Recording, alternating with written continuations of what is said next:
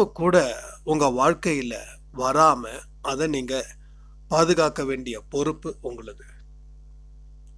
இது எல்லாம் தான் வாழ்க்கைக்கு அடுத்த கட்டத்துக்கு நம்மளை அழைச்சிட்டு போகும். சாய்ப்பா என்ன நினைக்கிறாருன்னா, ஒவ்வொரு கட்டமாக நம்ம தேர்ச்சி அடையணும்னு நினைக்கிறாரு. அப்போ ஒரு கட்டத்திலையும் நம்மளோட தேர்ச்சிகள் நமக்கு ரொம்ப இம்பார்ட்டன்ட் தானே.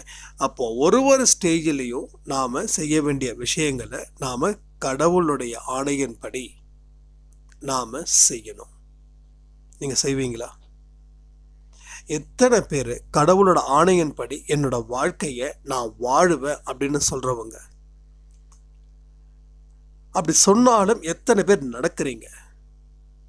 உங்களுடைய அத்தனை விதமான கேரக்டர்ஸும் கடவுளுக்கு பிடிச்ச மாதிரி அமைக்க முயற்சிகள் செஞ்சீங்களா? அந்த முயற்சியில் வெற்றி அடைந்தீர்களா?